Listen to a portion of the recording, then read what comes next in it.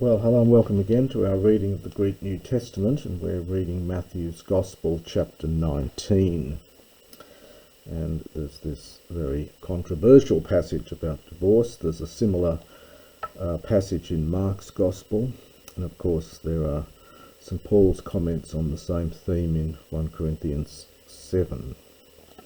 Kai geneto hoti etelesen ho Jesus tus logos tutus, meteron apotes Galileas kai elthen es kai horia tes Judaias peran tu Iordanu.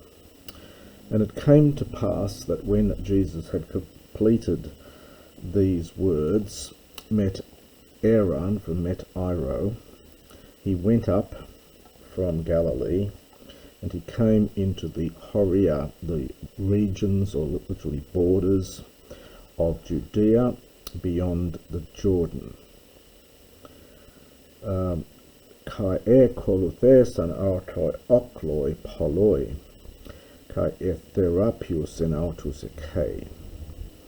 And literally many crowds followed him, and he healed them there. Kai proselthon auto Pharisaioi peradzontes auton kai legontes, ai exes dianthropo apollusai ten gunaika auto katapasan aitian. And the Pharisees came to him.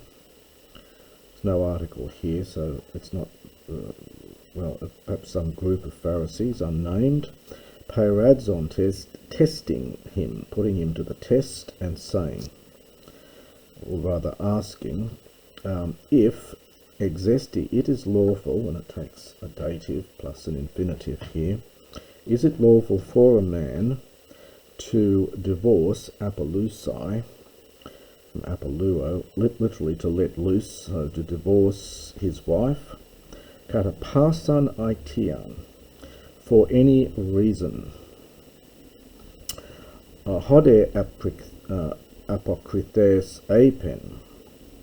And he having answered, he said, Uk anegno te hoti hoktisas abakes asen kai thelu epoiesen. You see it's in black, so this is the quotations in this verses 4 and 5 are from Genesis 1:27 to 24. So have you not read from Anaginosko that hoktisas, ktizo is to found, or often used of founding a city or a colony and so on. So it's the creator, I think, the one having made, the one having created. He made them male and female, aparcase, from the beginning, and then autus, how he made them male and female. And kaiapen, and he said, Henika tutu katalepse anthropos ton patera kai ten metera kai kolethe satai te gunai ki autu kai zontai kai oiduo aisaka mian. On account of this, for this reason, anthropos, a man, apolepse is to leave behind the father and the mother, so his father and mother. Kai kolethe satai, this is from kolao. It literally is a word meaning to glue together, to cleave is an old translation of this. He will attach himself to his wife, and the two will become into one flesh. So this is the quotation again from Genesis. Hosti uketi eisen duo ala sarx mia, so that no longer there are two but one flesh. Houn hotheos sun edzuxen anthropos me chorizeto. Therefore, that which God has yoked together, sun,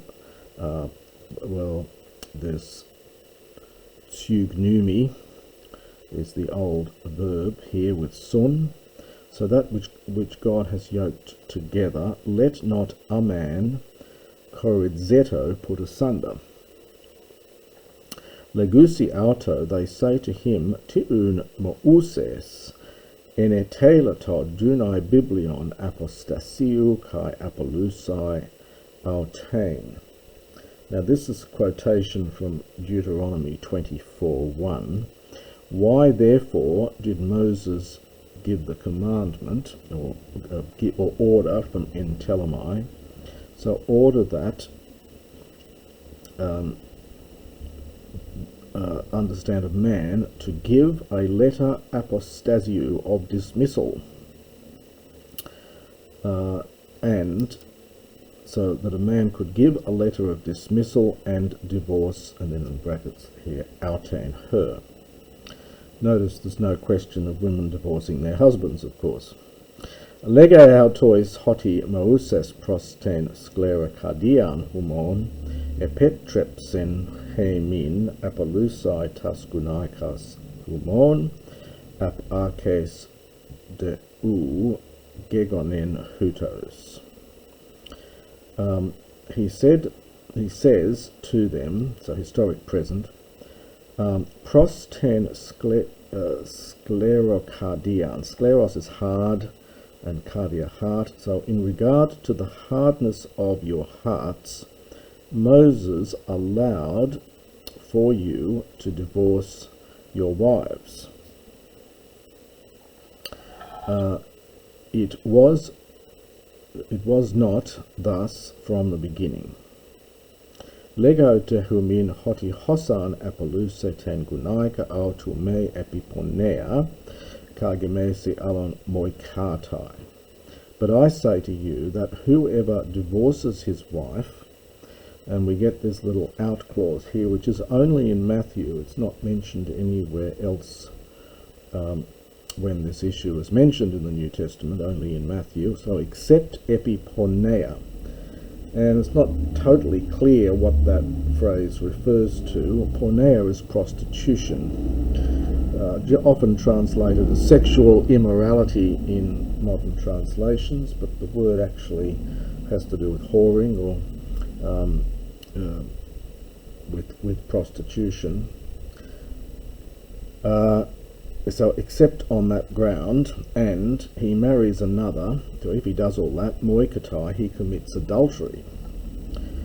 Legusin autoi hoimathetai autu, his disciples say to him, and this next sentence is a little bit tricky. It's hutos estin he aitia tu anthropo metates gunaikos u sumfere gamesai.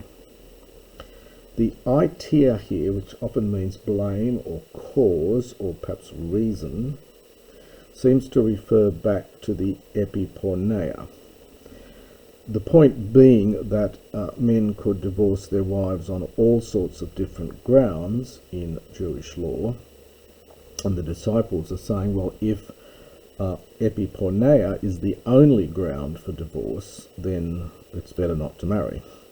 So it's literally, if thus, if the excuse of a man with his wife is thus, it is expedient not to marry, it's better not to marry.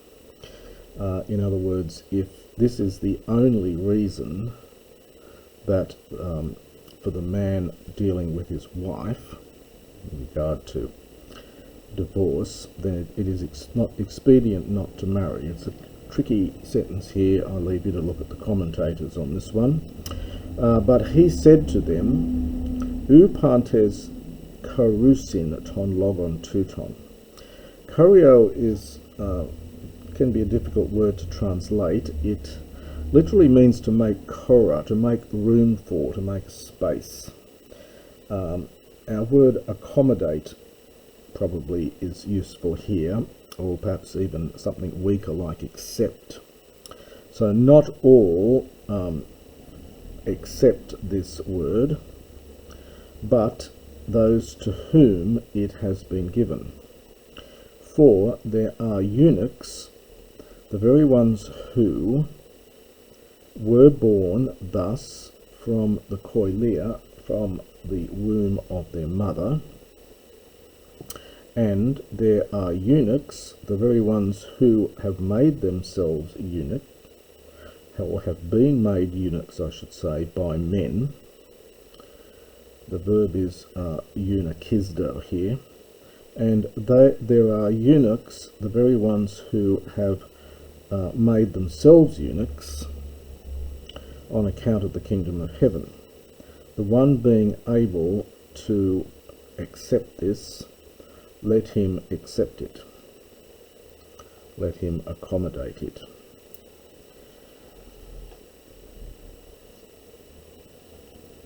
On a happier note, this next little pericope, which is in Mark and Luke, is about children. So, toti prosenenk thesan autopaidia hinatas keras epi theautois kai prosyuxetai. And at that time they were bringing children to him in order that he might place the hands on them, so his hands on them, and he might pray. Hoidem thetai, but the disciples, epitimesen from epitimao, they rebuked them. It takes a dative. Hode Jesus epen, but Jesus said, Afeti tapaidia kai me koluete auta elthen prosme. Leave alone, or release the children, let them alone, and do not hinder them to come to me. So here we're getting koluo plus an infinitive. We would say hinder them from coming to me. Greek says to come to me. For of such is the kingdom of heaven. Kai epithes from epitithemi, having placed his hands upon them, eporothe ekathen, he departed from thence. And that's the first half of chapter 19.